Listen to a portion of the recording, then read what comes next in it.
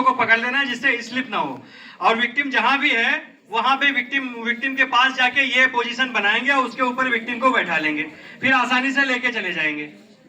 अब इसे कहीं भी लेके जा सकते हैं। ये तो जो पहले दिखाया था वो तो प्लेन सरफेस के लिए, प्लेन में चलता हुआ चला जाएगा, अगर सीढ़ियां हैं तो वैसे नहीं जा पाएगा ना। तो ये सिचुएशन, ये जो तरीका है सबसे बेस्ट रहेगा। नेक्स्ट आता है 3 हैंड सीट कैरिंग। मतलब अगर विक्टिम ज्यादा वेट का है या हमें थोड़ा सा ज्यादा डिस्टेंस कवर करनी है तो हम अगर 2 हाथों का यूज करेंगे, थक जाएंगे, उसे हम बीच में रखना पड़ेगा, तो रखेंगे तो इंजरी उसकी और बढ़ेगी। उसके लिए हम क्या 3 हाथों का यूज करते हैं, ऐसे क्रॉस पकड़ते हैं। एक रेस्क्यूअर का हाथ फ्री रहेगा, वो हाथ फ्री रहेगा। अगर मान लिया वो विक्टिम है, उसके लेफ्ट लेग में चोट लगी हुई है तो वो हाथ फ्री रखेगा। अगर राइट लेग में चोट लगी है तो ये रेस्क्यूअर अपना हाथ फ्री रखेगा, जिससे उसको सपोर्ट दे देगा। अभी आना दीजिए। इस टाइप से जहां विक्टिम है वहीं ये पोजीशन बनाना है, विक्टिम को बैठाना है और ऐसे लेके चले जाना है सपोर्ट देके।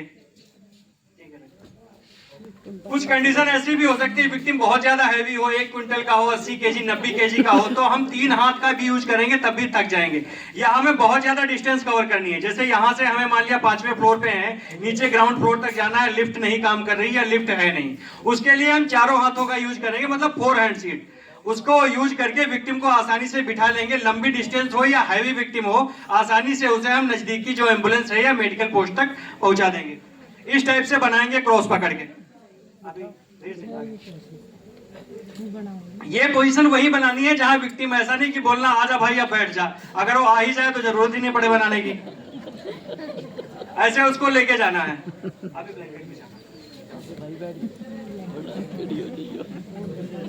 नेक्स्ट है ब्लैंकेट ड्रैग। इसमें हमारे पास बेड सीट,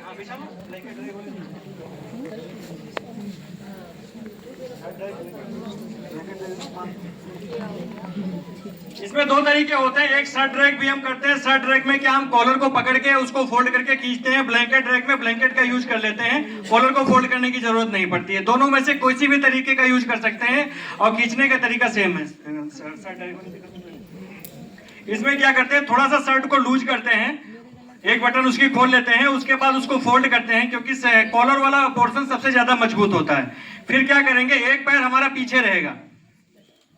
पीछे क्या रहेगा, इनके जैसे कोई हजार्डियस मटेरियल है, कोई पत्थर है, नुकीली चीज है जो इसके चुभ सकती है विक्टिम के, तो उससे हम उसको हटाते हैं और हमारी नजर उसके फेस पे रहेगी। उसके फेस का एक्सप्रेशन देखते रहेंगे कि फेस का एक्सप्रेशन ठीक है, क्या है, कोई दिक्कत तो नहीं, अनकॉन्शियस तो नहीं हो गया है, क्या कंडीशन है, वो चीजें हम देखते रहेंगे। फिर हम जो 2 हाथ है वो हमेशा गर्दन के नीचे रहेंगे, गर्दन के नीचे सपोर्ट देंगे, जिससे अगर हो सकता है कोई सर्वाइकल इंजरी या कुछ वैसा हुआ तो और ना बढ़े, उसको रोकने के लिए हम गर्दन के नीचे सपोर्ट दिए रहते हैं। फिर स्टेप बाय स्टेप खींच के रूम से बाहर निकाल देते हैं। अभी एक है फायर फाइटिंग ड्रैग। जैसे कि इसका नाम ही है फायर फाइटिंग ड्रैग, तो उसका हम फायर के केस में भी यूज करते हैं, क्योंकि आप सभी को पता होगा जब भी आग लगती है तो ग्राउंड लेवल से 2 से 3 फीट की हाइट की जगह को छोड़ के ऊपर पूरा धुआं जैसा लेयर बन जाता है। मतलब उस लगभग 3 फीट की हाइट का यूज हम कर सकते हैं, जिसमें कार्बन डाइऑक्साइड और धुआं सबसे कम होगा। नहीं तो ऐसा होगा, हम अगर वहां से स्ट्रेट आएंगे, कमरे में पूरा धुआं, हो सकता है यहाँ तक पहुंचते पहुंचते हम खुद विक्टिम बन जाए, गिर जाए, हमारा दम घुट जाए। तो अगर कमरे के अंदर है तो क्रॉलिंग करते हुए आएंगे 3 फीट का हाइट का यूज करके, जैसे कि हमारा साथी आया। फिर विक्टिम तक अप्रोच बनाएंगे, विक्टिम के हाथ को बांधेंगे किसी भी कपड़े या रुमाल से।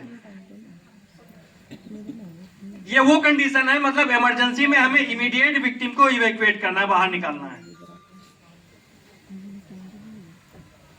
इस टाइप से विक्टिम के हाथों को गले में फंसा लेंगे, फिर एक हाथ से वही सेम आगे का हजार्डियस मटेरियल क्लीन करते हुए उसे बाहर खींच के ले जाएंगे रूम से। ठीक है, इस टाइप से बाहर निकालेंगे।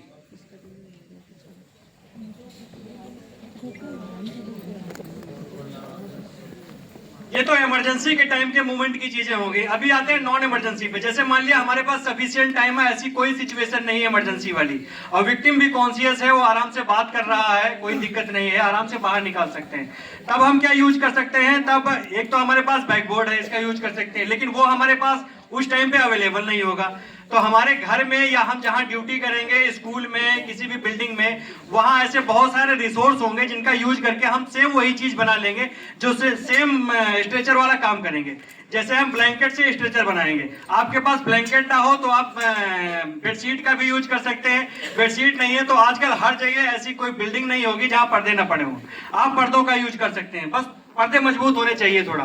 और इसके अलावा क्या चाहिए, 2 पोल चाहिए।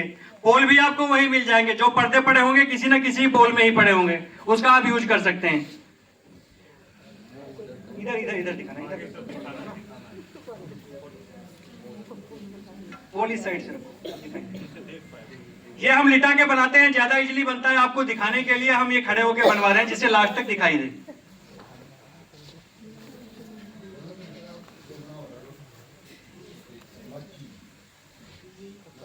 इस टाइप से पोल रखेंगे। अब पोल मान लिया अगर विक्टिम हमारा ज्यादा चौड़ा है तो हम इसे और ज्यादा चौड़ा भी बना सकते हैं, अकॉर्डिंग टू विक्टिम की चौड़ाई। अगर कम चौड़ा है उस हिसाब से पोल को रख लेंगे।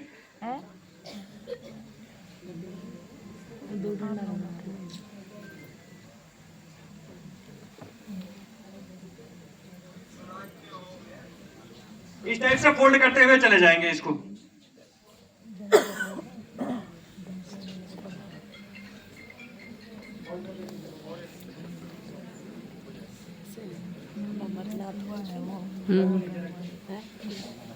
जब हम अमरनाथ गए थे ना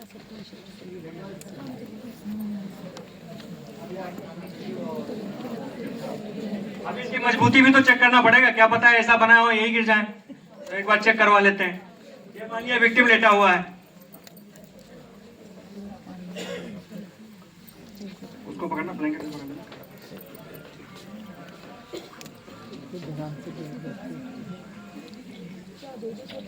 अगर 4 साथी हैं तो 2 पीछे लग जाएंगे, 2 आगे। अगर 2 हैं तो 1 आगे 1 पीछे लग जाएगा, इससे भी आसानी से लेके चले जाएंगे। लेकिन हमें थोड़ा सा ध्यान रखना है ले जाते टाइम। इनके जैसे कि यहाँ स्टेयर्स हैं, इधर भी हैं उधर भी हैं, तो जब हम इसे लेके चल रहे हैं, मतलब नीचे उतर रहे हैं, तब इसके पैर नीचे की तरफ रहेंगे, हेड पीछे की तरफ। क्यों? क्योंकि इन केस किसी कारणवश फिसल जाए, हमारा हाथ गिर जाए, तो जब वो नीचे बढ़ेगा तो उसके पैर टकराते हुए जाएंगे, हेड में इंजरी कम आएगी। सेम काम करना है उतरते टाइम। जब हम उतर रहे हैं तब क्या करेंगे, पैर आगे की तरफ रहेगा, क्योंकि उतरेंगे ना तो पैर अगर फिसला तो आगे लड़ते हुए आएंगे, सर पीछे की तरफ रहेगा। ये चीजें ध्यान रखनी है जिससे उसकी इंजरी कम हो अगर गिरे तो।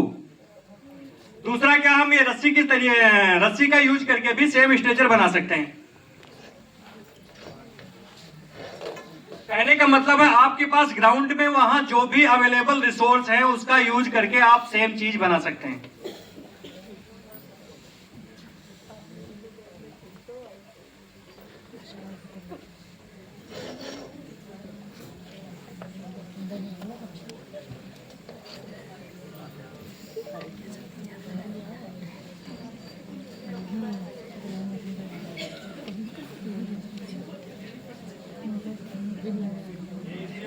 आप अगर नहीं करते तो कम से कम मुझे बता तो सकते हो ना कि आप ये कर लो फटाफट, समझ रहे हैं?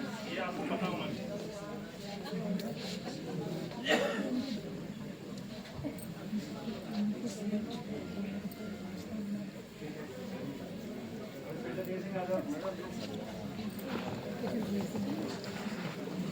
फिर लिखा नहीं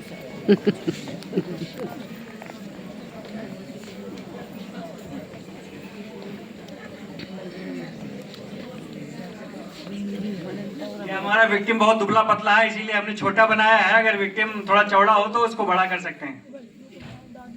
इस टाइप से, इस तरीके से आसानी से विक्टिम को नजदीकी एम्बुलेंस तक या मेडिकल पोस्ट तक पहुंचा दें।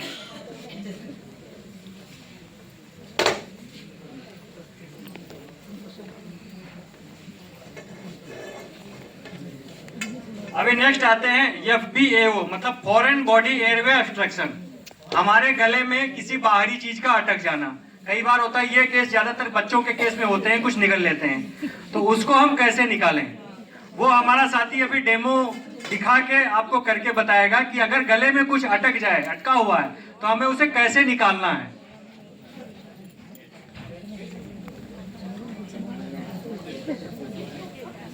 कट की थी कट की थी। हाँ, वो आलू बुखारे का, वो बीज आड़ू का आप कट कर रिचा का अटक गया था डिस्पेंसरी में।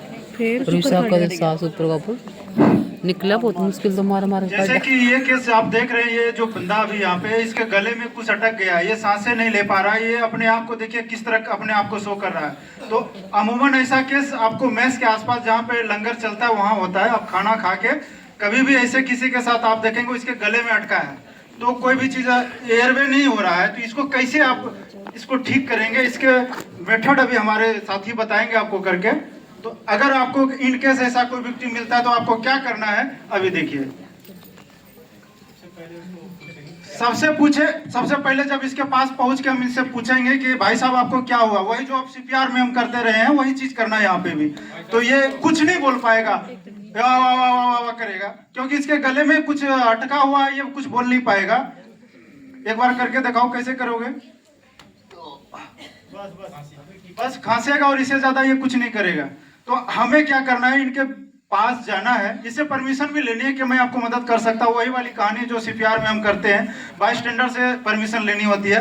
उसके बाद क्या है, अगर ये पाँव फोल्ड करके बहुत तेज गला पकड़ा रहता है, इसको हटाना होता है क्योंकि बहुत ताकत है। आप देखिए इसका पहले क्या होता है, पाँव को सटा हुआ अगर हो तो उसको पाँव को हटाना है और फिर दोनों हाथ से एक ही झटके से देखिए कैसे छुड़ा लिया इन्होंने।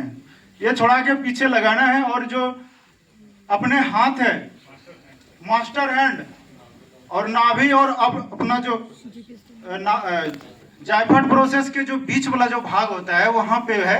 इसमें जो ये मेथड अभी अपना रहे हैं इसको बोलते हैं हेमलिज मैनुअल मेथड।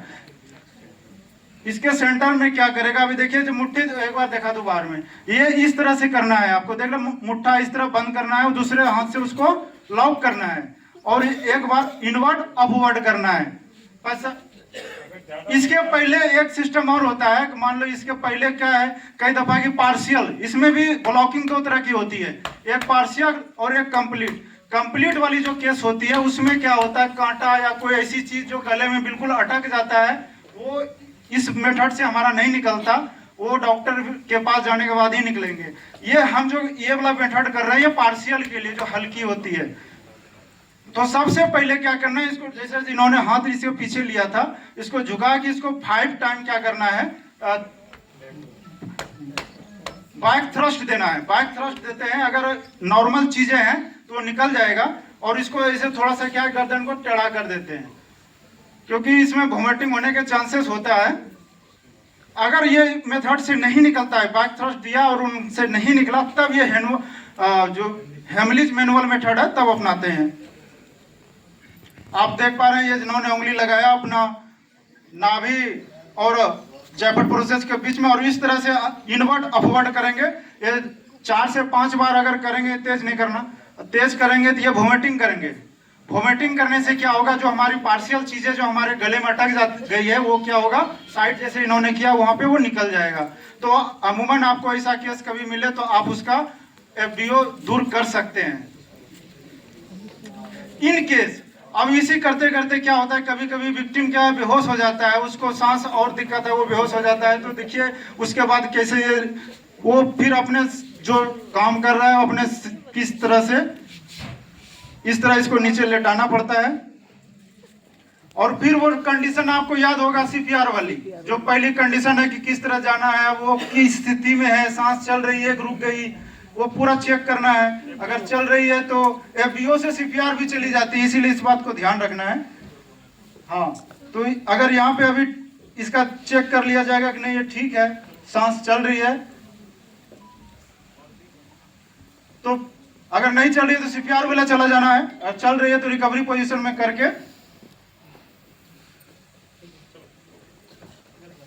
अभी